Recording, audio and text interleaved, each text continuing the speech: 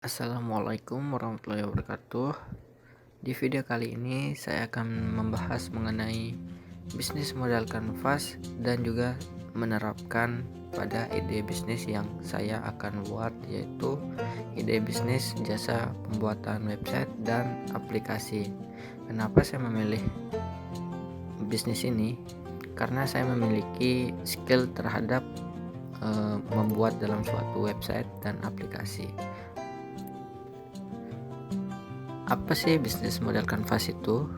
Bisnis model kanvas merupakan sebuah tool atau alat dalam strategi manajemen untuk menerjemahkan konsep, konsumen, infrastruktur, maupun keuangan perusahaan dalam bentuk elemen-elemen visual. Nah, konsep bisnis model kanvas mengandalkan gambar-gambar ide sehingga setiap orang memiliki pemahaman yang sama dan real terhadap tipe-tipe konsumen mereka, pengeluaran biaya, cara kerja perusahaan, dan sebagainya. Di dalam bisnis model kanvas ada 9 elemen penting, yaitu diantaranya adalah value proposition, kemudian customer segments, customer relationships, channels, key activities, key research, key partners, cost structure, dan revenue streams. Nah, 9 elemen ini saya akan terapkan pada ide bisnis saya. Baik, elemen pertama yaitu value proposition.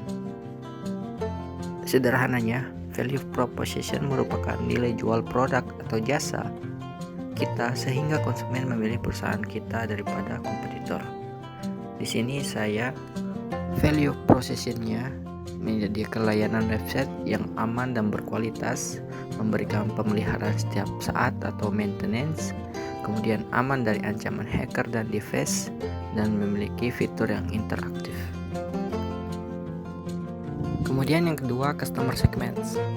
Value proposition saling berkaitan erat dengan segmentasi konsumen kita.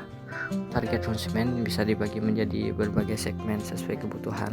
Contohnya, berdasarkan usia, gender, hobi, maupun tingkat konsumerisme.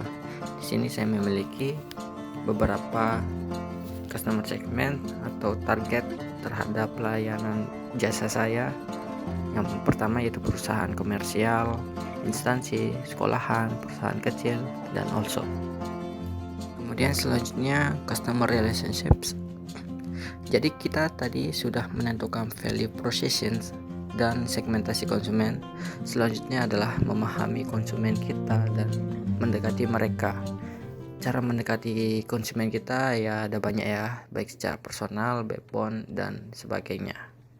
Di sini saya memiliki customer relationship di dalam jasa pembuatan website saya atau bisnis saya, yaitu saya memberikan promo dan diskon untuk mendekati konsumen saya, kemudian memberikan saran dan kritik, aplikasi yang kaya fitur, membership untuk pelangganan yang setia.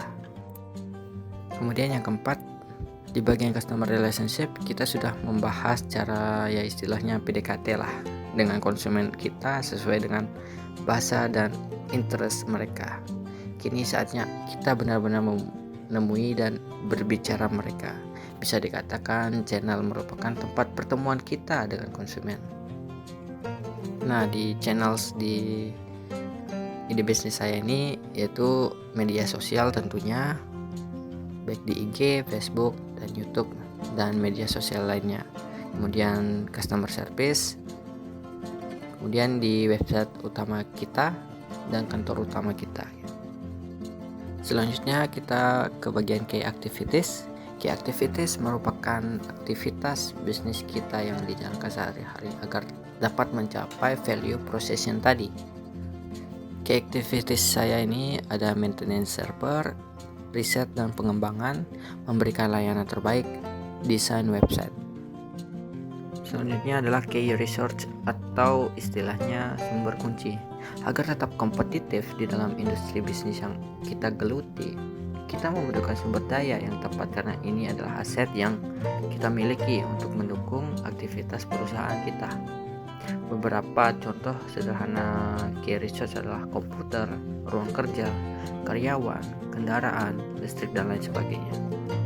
Di sini key resource saya yaitu infrastruktur server, tentunya juga sumber daya manusia dan investor, library dari desain, kemudian komputer.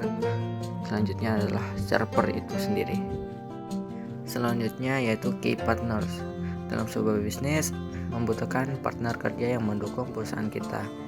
Jika sampai saat ini kita belum menemukan keunikan dari produk atau jasa kita karena kurangnya networking, kita membutuhkan partner kerja yang dapat membantu kita mencapai value proposition. Jika kita membuka sebuah bakery misalnya, kita membutuhkan supplier bahan kue yang jaraknya dekat agar bahan yang dikirim selalu fresh.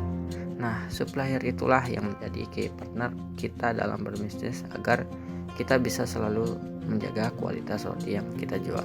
Nah, di ide bisnis saya ini, saya memiliki key partners ya.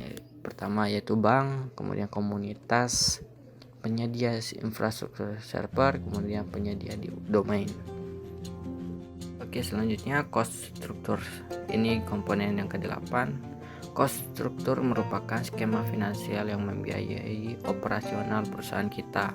Berapa uang yang harus kita keluarkan untuk melaksanakan aktivitas perusahaan perharinya, berapa biaya untuk sumber daya yang dipakai, dan berapa harga pemasaran produknya.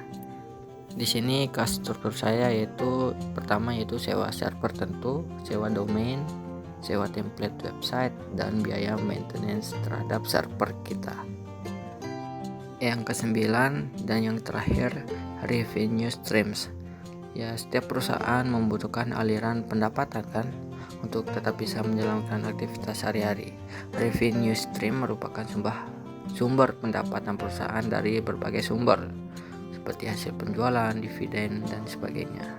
Di sini revenue stream saya yaitu dari pendapatan penjualan website, hasil dari pemeliharaan website yang akan kita maintenance terhadap website pelanggan, kemudian penjualan aplikasi, dan tentunya iklan dari website kita sendiri. Nah, itulah 9 komponen yang ada pada bisnis model Canvas yang saya terapkan pada ide bisnis saya, yaitu jasa membuat website dan aplikasi. Sekian dari saya, terima kasih, semoga bermanfaat.